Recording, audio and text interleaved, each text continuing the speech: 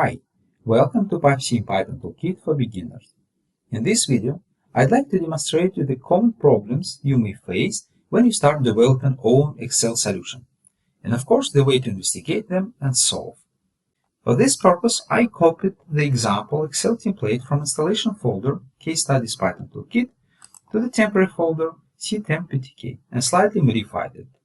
So let's open this example, and here we can see three files: Pipesim model, Python code, and Excel file. I will open Excel file, and here I need to select the Python version I want to run. If I open this drop-down menu, I can see that only one version is installed on my machine, so it is selected by default. And the name of the model is properly defined. So I'm ready to run this example. First, what I need to do is to run the connection, connect with Python script. So I click on this button and expect to see the console with the message that the server is ready to accept my command.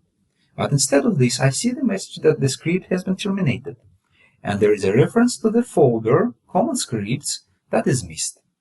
So let me just close this console, go back to installation folder, and here we can find the subfolder common scripts. So I need to copy this folder and paste it to my temporary folder, but not in the Excel template. I need to keep the same structure and paste it in the parent folder. So I copied it here, and let me just open Excel one more time and check if it solves the problem. And we can see that the server is ready to receive command, so the problem is solved.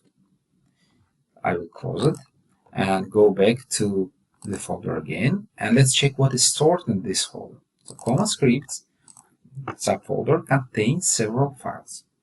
So the files client py and server py are used now. But why do we need them? To answer this question, we can open Python Toolkit documentation, then scroll to the section Working with Excel, find this image, and see the architecture.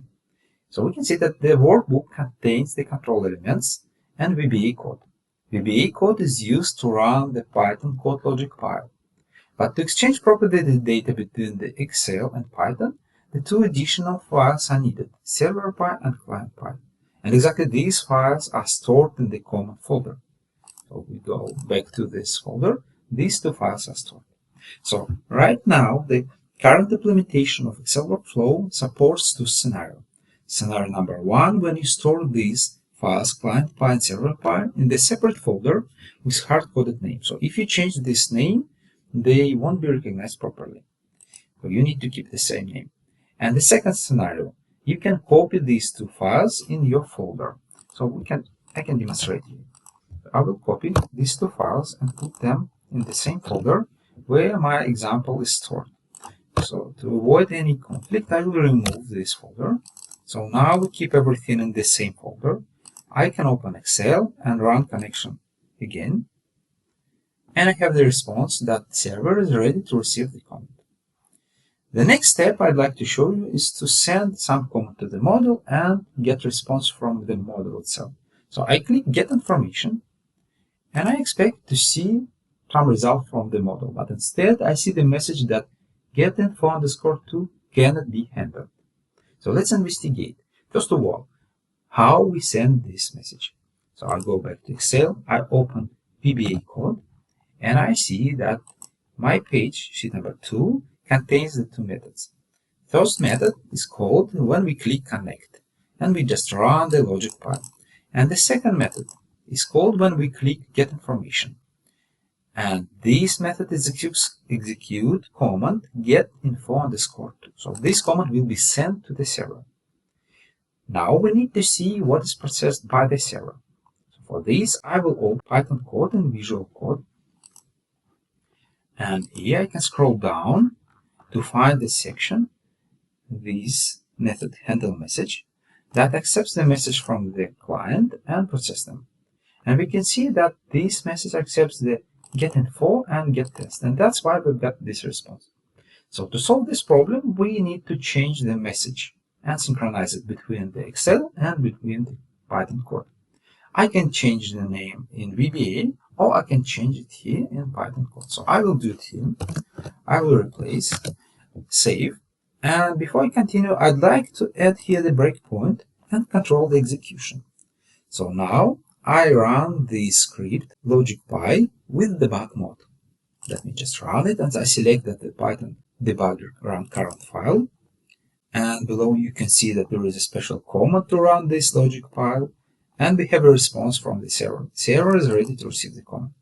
So again, instead of running the server from the Excel itself, I ran it successfully from the Visual Code in the debug mode, and I can control in the execution. So now I need to send the command. So I will run get information, and Visual Code stops execution on this line. So we've got some message from the client, get info _2, and we are ready to continue. So I caught this message here, I go to the next step, and I just click next to continue execution. Python is opening right now my model, and I expect to get some information from the model. But instead of this, I got another error. So my execution was interrupted. So we can investigate what's the error, and we can see that the key error model file name doesn't exist. So why it doesn't exist? So let's check what's going on in this function. So get information, first of all, we connect to the model, and we have the model. And these variables properly defined, we have a good reference to the model. Then we read information about this model. So we call model about, and the results are stored in the value. We can see that the value is the dictionary, and there are some keys and the values, and I'm trying to read information model file name, and I use this model file name with capital M, F, N. But if we open the value again, we can see that the model file name doesn't use the capital N, so it should be the small n. And that's the reason why we got this error. So to solve this problem, we need to replace this. First of all, I want to stop the execution. Now I need to fix it. I'm going to replace this n. But this value really should be saved as a constant. And instead of using this as explicit string, I need to use the proper parameters from the model. So let's do the quick search. I will copy this string, go back to Excel, use the quick search field, enter the value here, do the search. And you can see that the output shows me that, and that is execute definitions. There is a class parameters with the subclass about and the field model file name. Let's click on it. And this is exactly the description of the structure, what is stored in the about response. So it's better to use this structure when we work with some arguments. So I will go back to my code. I will check if we import definitions. I don't see this piece of code, so I need to edit from 6view.